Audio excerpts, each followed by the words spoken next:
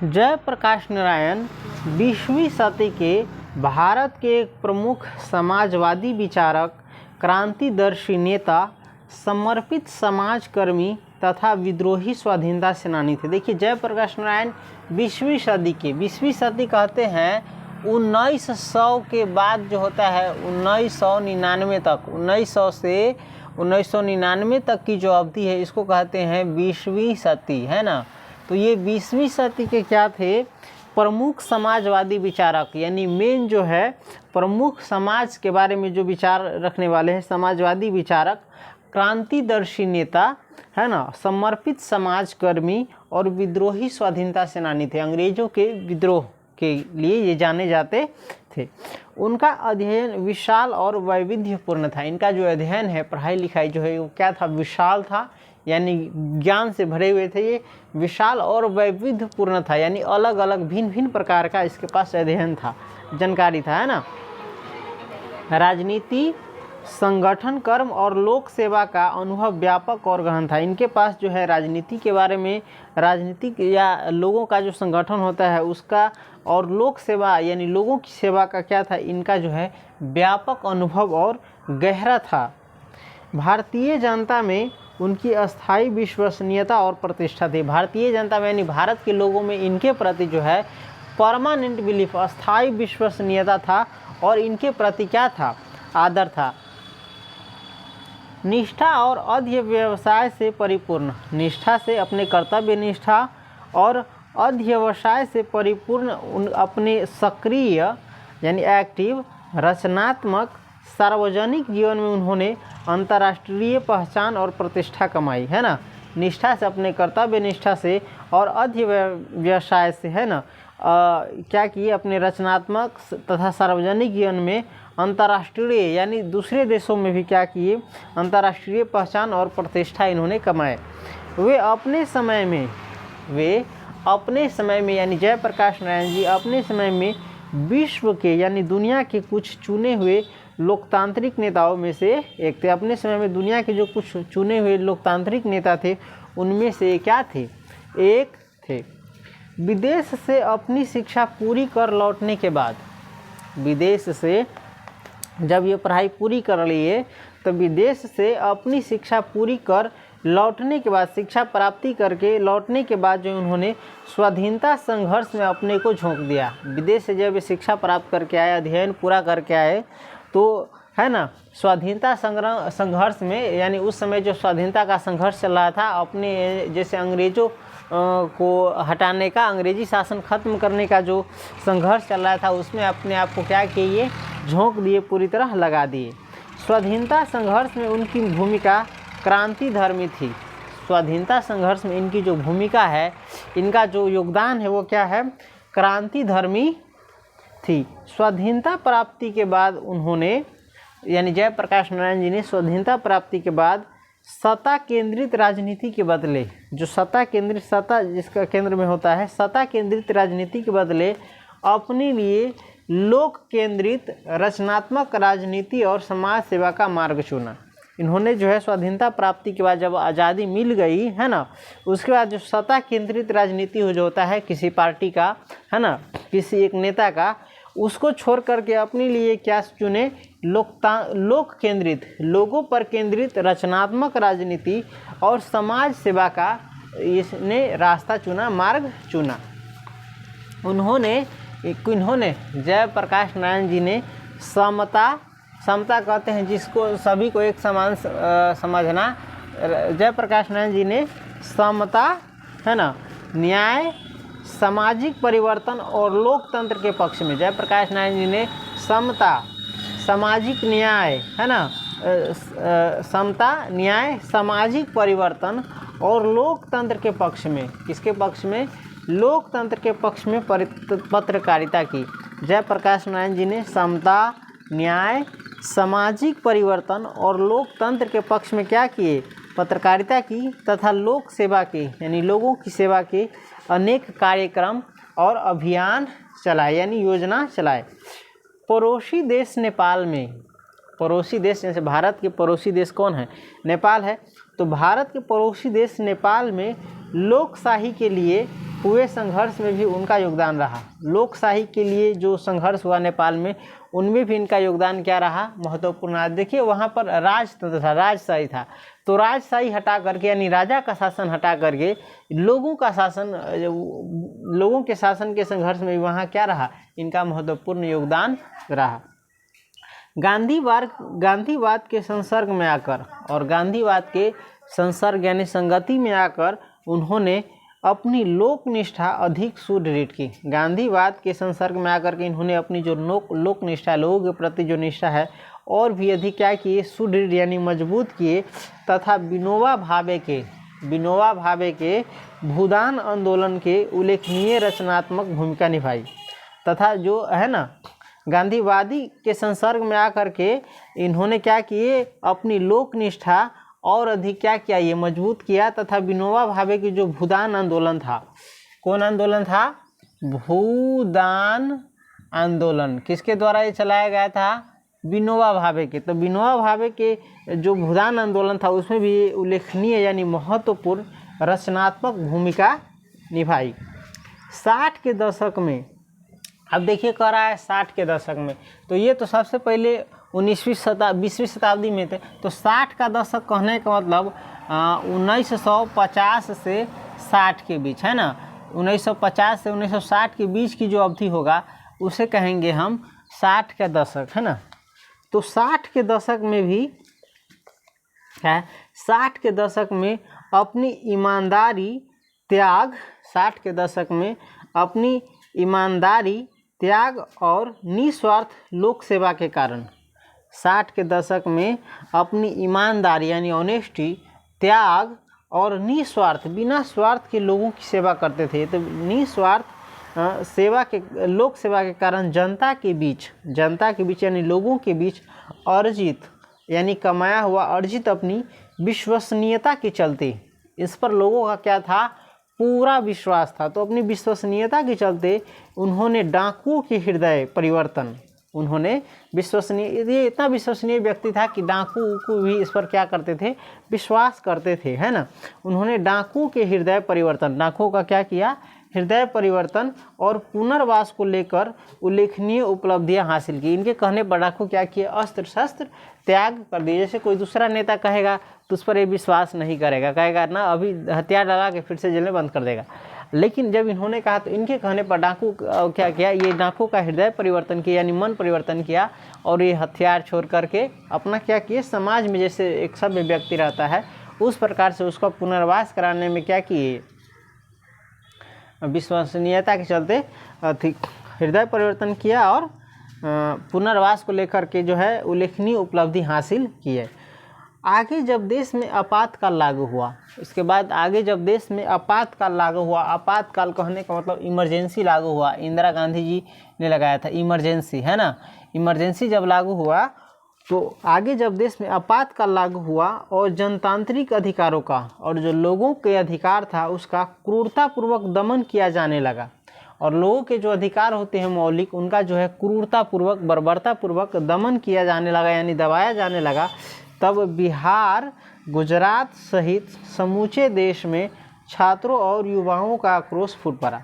तब बिहार समेत जो है गुजरात और बाकी पूरे जो देश में है छात्रों और युवाओं का, जो छात्र थे, पढ़ने लिखने वाले विद्यार्थी थे और जो युवा थे, उसका आक्रोश फूट पड़ा यानी गुस्सा फूट पड़ा छात्रों और युवाओं के ही अनुरोध पर।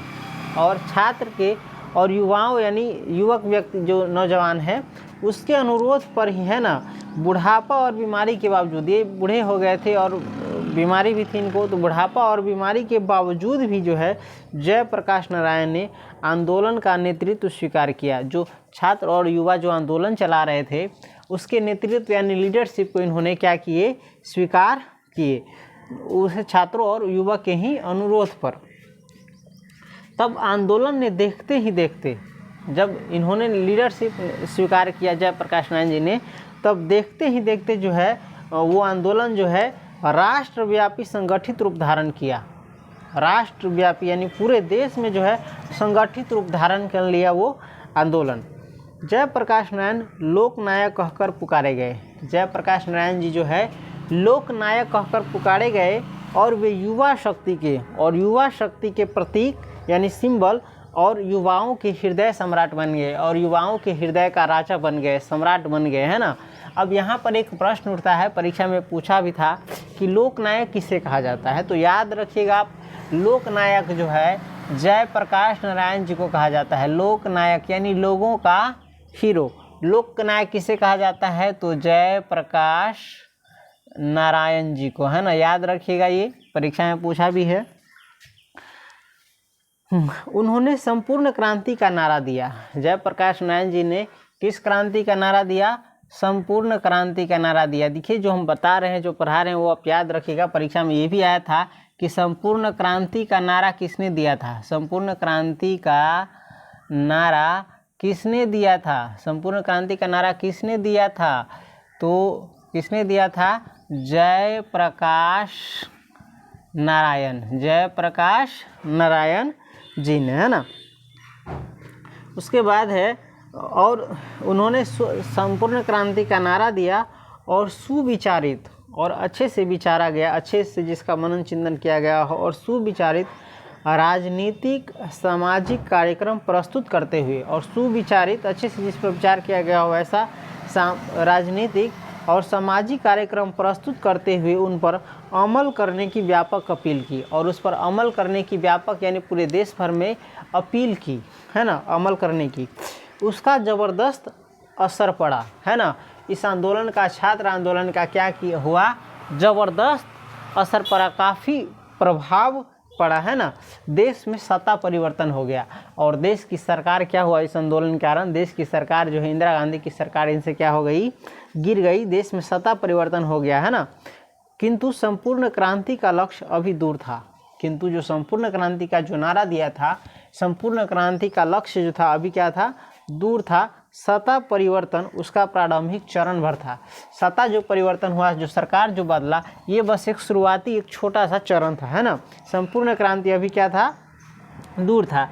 आगे व्यापक सामाजिक कार्यक्रम थे, आगे जो है, और आगे जो संपूर्ण क्रांति का नारा दिया जिस पर अमल करने के लिए कहा गया था, आगे जो है व्यापक सामाजिक कार्यक्रम थे, विस्तृत स्तर पर व्यापक जो है सामाजिक कारण और भी जो है सामाजिक कार्यक्रम थे, जिन्हें अनवरत यानी लगातार जो है संगठित प्रयासों द्वारा ही, जिन्हें लगातार जो है संगठित प्रयासों द्वारा ही, सब लोग एक साथ मिल करके वो प्रयास करेंगे, उसके द्वारा ही पूरा किया जा सकता था। जयप्रकाश नारायण बुरी तरह अस्वस्थ हो चुके थे। जयप्रकाश नारायण जी जो है बुरी तरह क्या हो चुके थे, अस्वस्थ हो चुके थे। अस्वस्थ यानी इसका स्वास्थ्य जो है बहुत ही बिगड़ चुका था। शीघ्र ही पटना में उनका अवसान हो गया। शीघ्र ही उनका पटना में क्या हो गया, अवसान हो गया, यानी निधन हो गया, ये गुजर गए, इसकी मृत्यु हुई। कहाँ पर हुई, पटना में। पटना में इनका क्या हो गया, शीघ्र ही निधन हो गया, है ना। सत्ता बदल गई थी, किंतु संपूर्ण क्रांति का लक्ष्य सत्ताधारी नेताओं और दलों के आपसी कलह और खींचतान से दूर चला जा रहा था। सत्ता तो बदल गई थी, सरकार तो गिर गई थी, बदल गई थी, किंतु संपूर्ण क्रांति का जो लक्ष्य है वो सत्ताधारी नेताओं, जो सत्ता में आ गए, जो पावर में आ गए, उस नेताओं और जो दल थे उनके, सत्ताधारी नेताओं और जो संगठन थे, दल थे, उनके आपसी कलह यानी आपस में विवाद झगड़ा और खींचतान से, एक दूसरे की बात का, है ना, खींचतान से क्या हुआ, दूर हुआ चला जा रहा था। कुछ लोककर्मी संगठनों, कुछ जो लोककर्मी जो लोगों की सेवा करते हैं, लोककर्मी संगठनों और शक्तियों द्वारा अथक रूप से बिना थके हुए आज भी इस दिशा में आगे बढ़ते हुए कार्यक्रम चलाए जा रहे हैं। कुछ लोककर्मी जो संगठन उनके द्वारा आज भी इस दिशा में, संपूर्ण क्रांति की दिशा में कार्यक्रम चलाए जा रहे हैं। ज़रूरत है इस दिशा में बड़े पैमाने पर, ज़रूरत है इस दिशा में बड़े पैमाने पर, यानी पूरे देश भर में व्यापक स्तर पर जो है जन संरक्षण के साथ अभियान चलाए जाने की, है ना। यहाँ 5 जून 1974 के पटना के गांधी मैदान में, यहाँ जो है 5 जून 1974 के पटना के गांधी मैदान में दिए गए जयप्रकाश नारायण के संपूर्ण क्रांति वाले ऐतिहासिक भाषण का एक अंश प्रस्तुत है। यहाँ पर जो हम पाठ पढ़ने जा रहे हैं, कौन पाठ, संपूर्ण क्रांति ये जो है 5 जून 1974 को, कब? 5 जून 1974, 5 जून 1974 को जयप्रकाश नारायण जी के द्वारा जो है ऐतिहासिक भाषण दिया गया था पटना के गांधी मैदान में। उसी का एक छोटा सा अंश ये प्रस्तुत है, पूरा भाषण इसमें नहीं है, एक छोटा सा अंश है ना। संपूर्ण भाषण स्वतंत्र पुस्तिका के रूप में जन मुक्ति पटना से प्रकाशित है। इनका जो संपूर्ण भाषण है ये किस नाम से?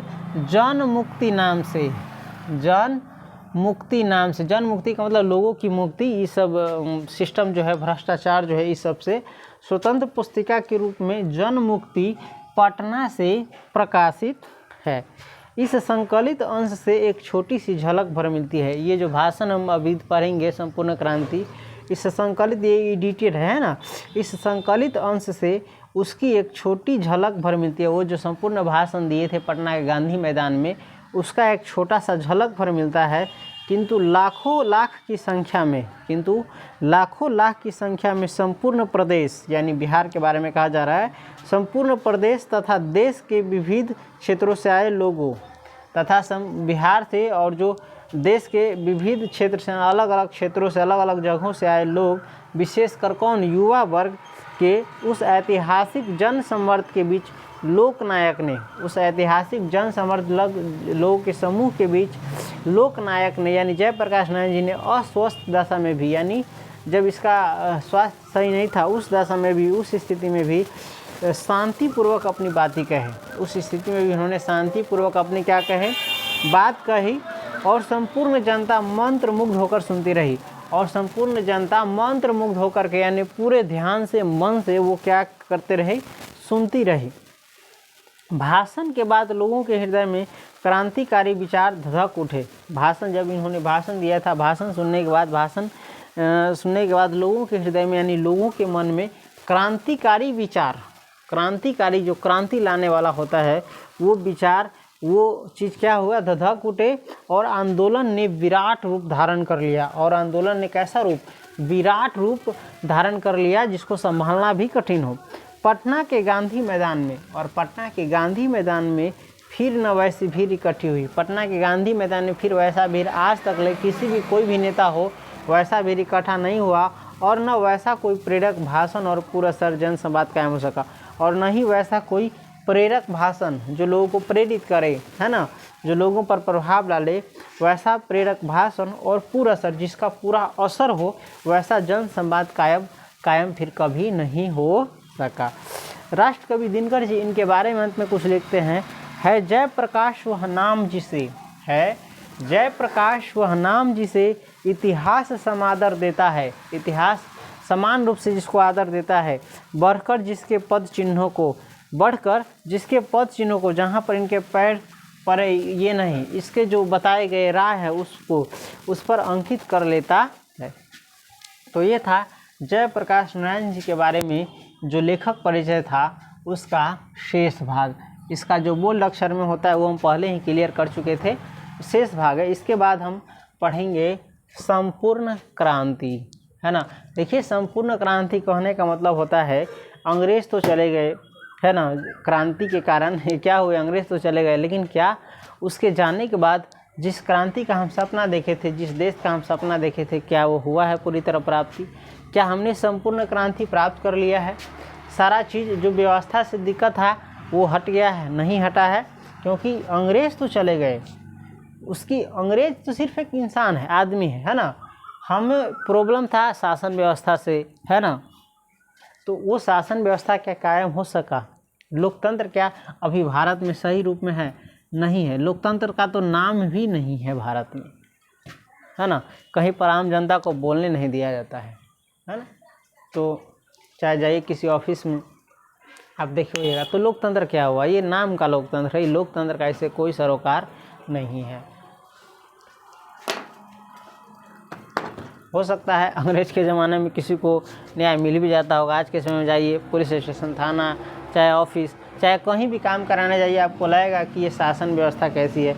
हो सकता है आप कहेंगे कि ये अंग्रेज से भी बदतर शासन व्यवस्था है।